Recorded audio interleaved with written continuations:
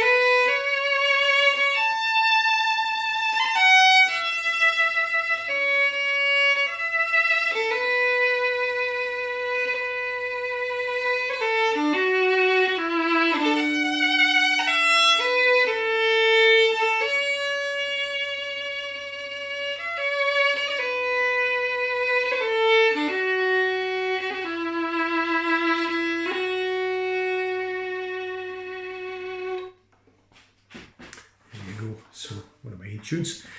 I'm going to move on to a tune called The Queen's Welcome to Invercold. So we've kind of jumped past Braemar a wee bit, but Invercold is a big estate. In fact, it's massive, tens of thousands of acres, and actually I think Ben Macdui might be even in it, but well, I'm not going to say that for sure, but it's a huge estate just beside Braemar. And we'll start with the Queen's Welcome to Invercold, and that Queen would be Queen Victoria, because this is a tune by James Scott Skinner. And we'll move on to the Great March Braemar Gathering by George S. MacLennan, one of the greatest composers of pipe music, one of the greatest pipers ever actually. But yeah, he was a pipe major in the Gordon Highlanders. So Braemar Gathering to finish.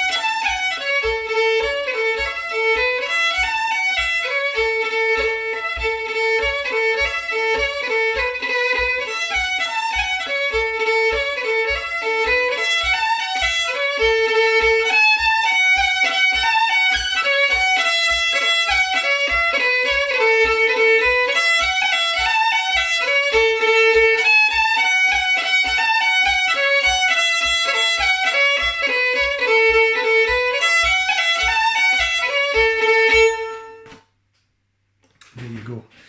A couple of marches. So we're at Braemar. I'm actually going to backtrack a wee bit, and I'm going to play a slow air. I should have done that previously, but I didn't want to be playing two slow airs one after the other. So we've been at Braemar, and I'm going to go back up the Dee somewhat, just a wee bit, about a mile from Braemar, and you get for the River Coich joins the River Dee. And Glen Coich's a beautiful wee glen. It takes you right up into the heart of the Cairngorms. Got some of the remaining parts of the Caledonian pine forest, and it is like stepping back into time, but it's beautiful, and it takes you up to the Fitta Benavoord, depends how you want to pronounce it. Apparently the old guys that used to come from up there, it was Benaboord rather than a Voord. So Voord, but anyway, there you go. So this is one of my own tunes. It's got Bonnie Glen Coich.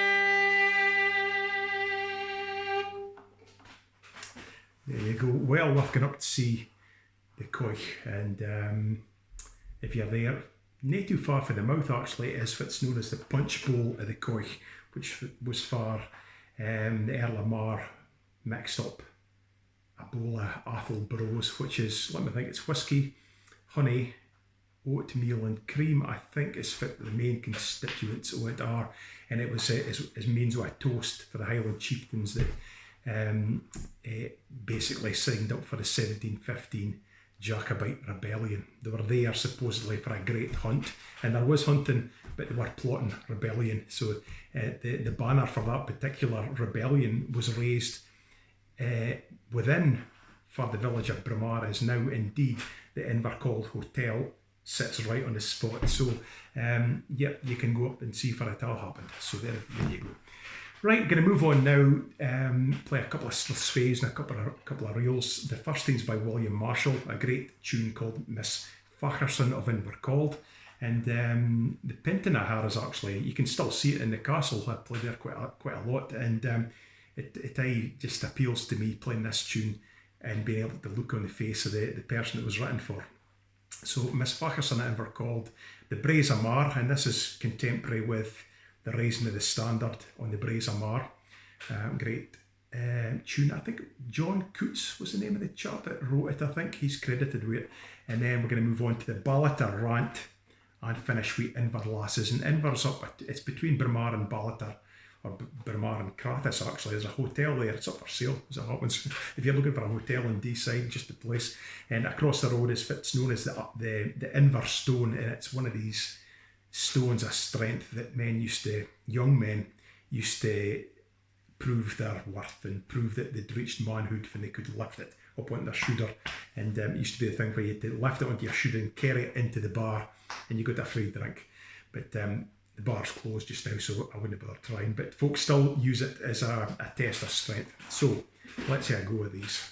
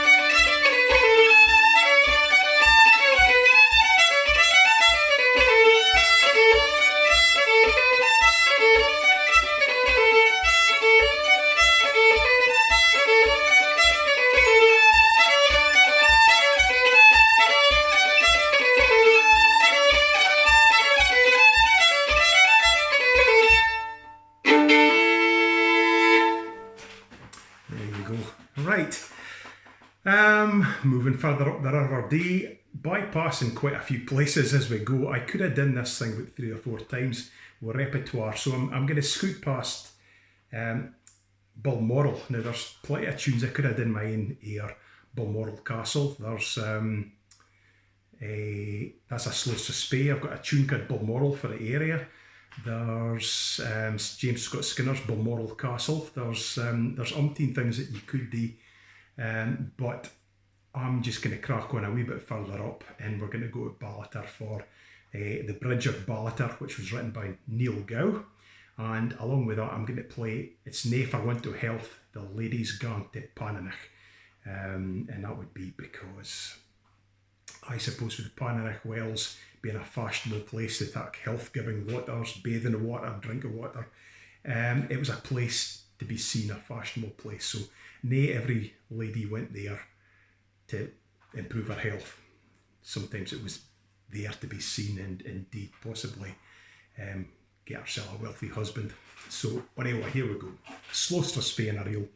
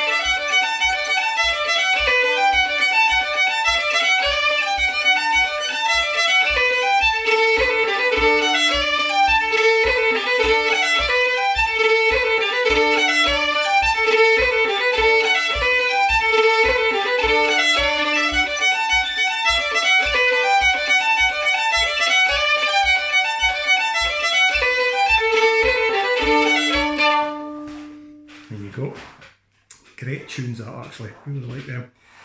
Now far away. Right, Peter Milne tunes. We're moving up the D. We're past Balater, past Pananich Wells, and we've come to Aberdeen, and a couple of tunes by Peter Milne, the Tarlin Minstrel, whom I'm distantly related to.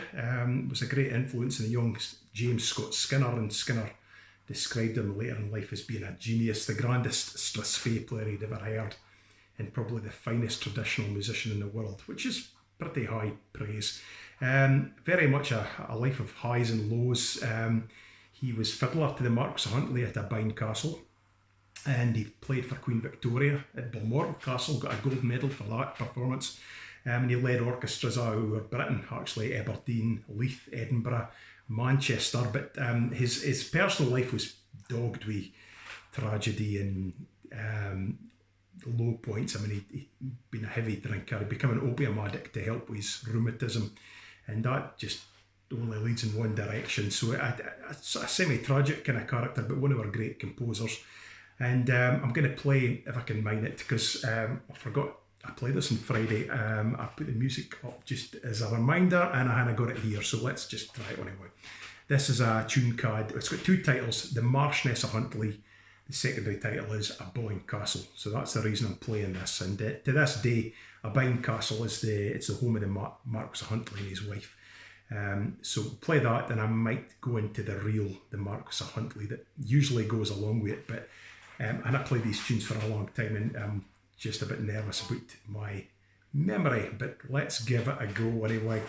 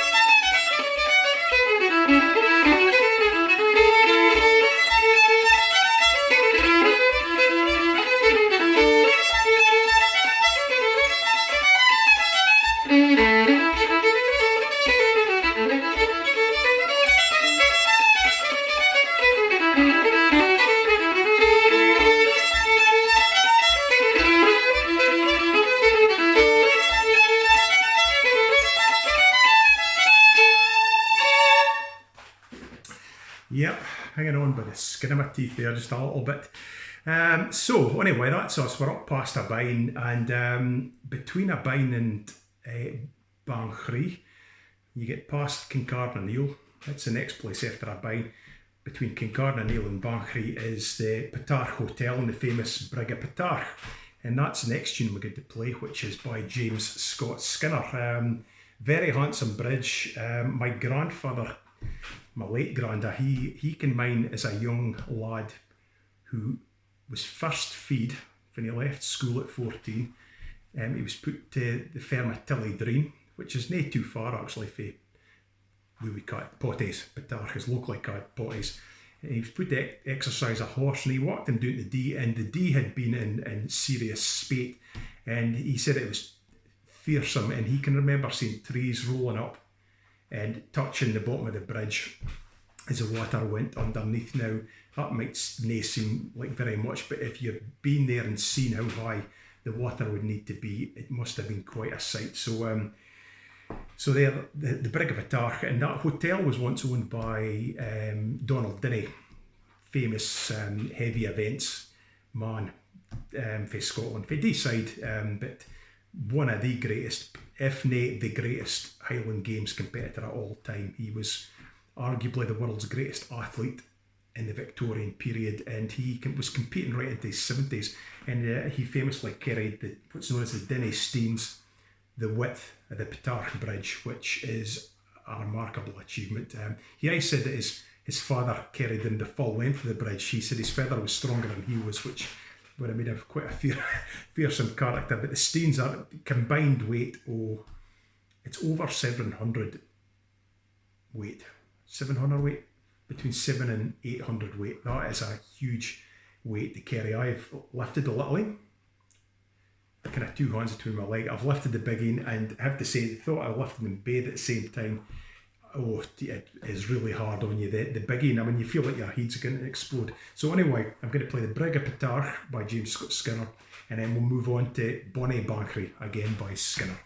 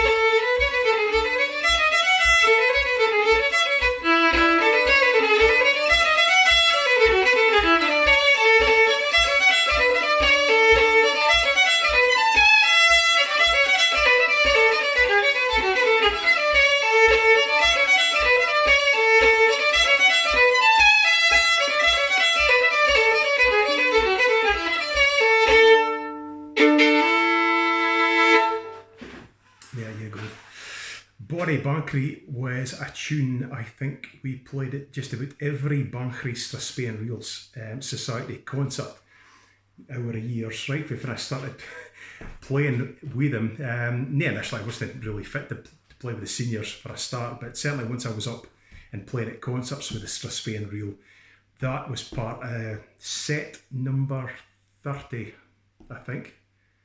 And set number 30 was a set that started with Bonnie Backery and finished with Bonnie Backery. So we finished every concert with that tune. Well, Backery Suspense Real Society, Bonnie Backery. So there you go. So I'm going to stick with James Scott Skinner now. We've got a set of 3 tunes. The Duke of Fife's Welcome to Dee Side, which is a march. That's followed by the Miller O'Hearn, Strathspey.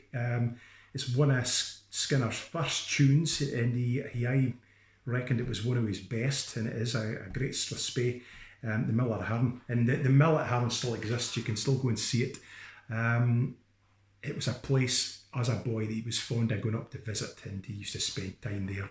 The miller there was a fiddle player, actually, who hurt his hand in an accident and learned to play it left-handed. The left-handed fiddler, I think, is named after him.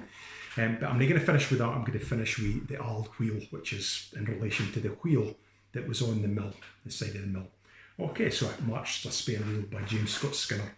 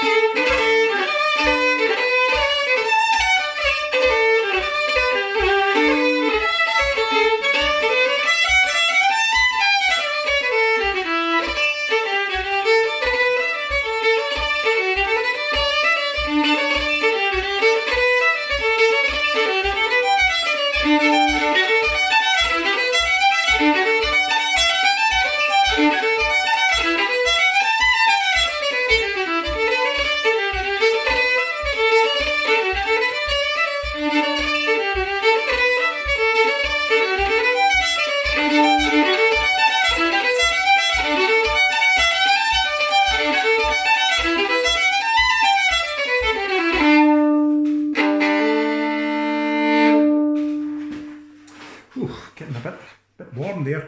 I was just thinking about that when I mentioned my grandfather seeing the logs hitting the bottom of the Bridge of Balater.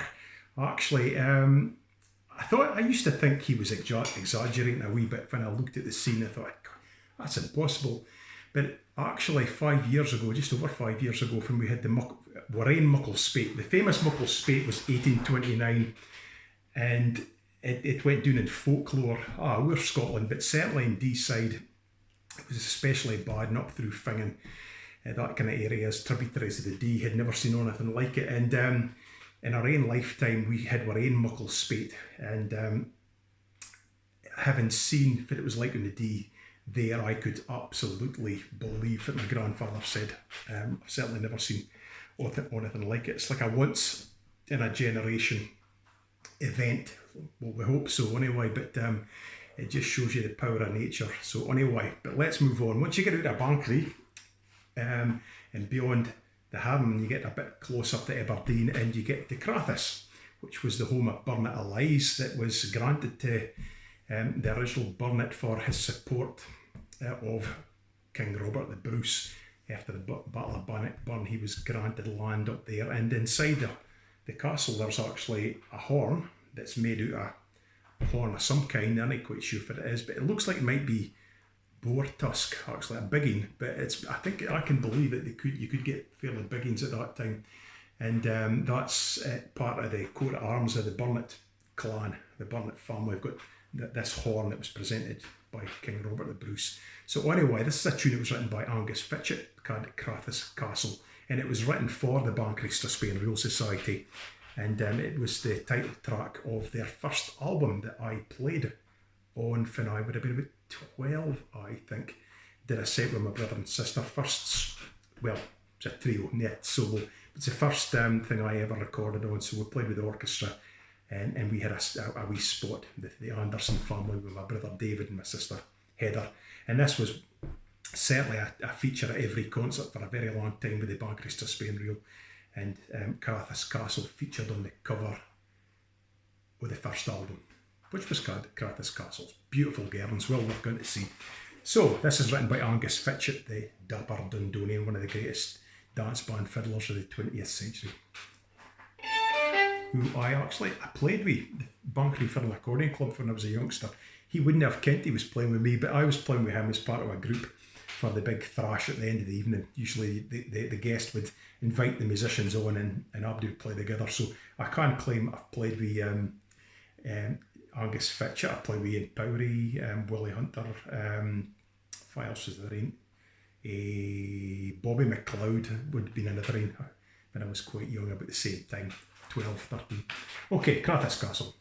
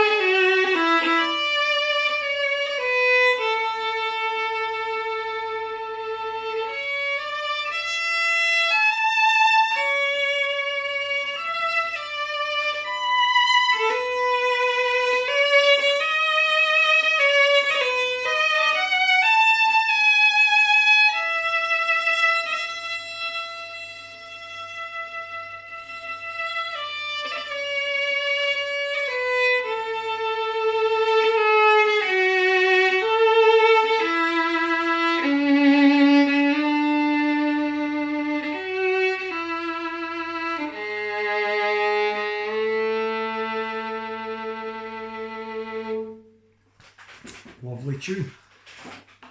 And I've played it for a long, long time. So anyway, getting near the end now, end of our journey. We've arrived in Aberdeen, and this is a tune by James Scott Skinner called The Bonnie Lass of Bonaccord. Bonaccord is Aberdeen's motto. I suppose it means a good meeting. Happy to say hello. How's the phrase goes? Happy to meet, sorry to part, happy to meet again. And this, I think, was inspired by a lassie that worked in a shop on Belmont Street that fiddlers used to meet up on a Saturday afternoon. I forget her name, Wilhelmina, I think it was, and she was obviously a bit of a looker, and Skinner wrote this for her, The Bonnie Lass of Bonaccord. So certainly was a very popular and much requested tune when I was a younger player. And I might go into the Bridge of Balater if I can mind how it goes after that. But it could be either of the big bridges in Aberdeen. There's the one that's takes you into Torry for Aberdeen, or there's the one that's at Bridge of Balater. So it could be either. Obviously there's lots of Bridges of Balater as you go right up to the Linne of Dee, the furthest west you get, but I think it's one of that too, but I'm not sure which.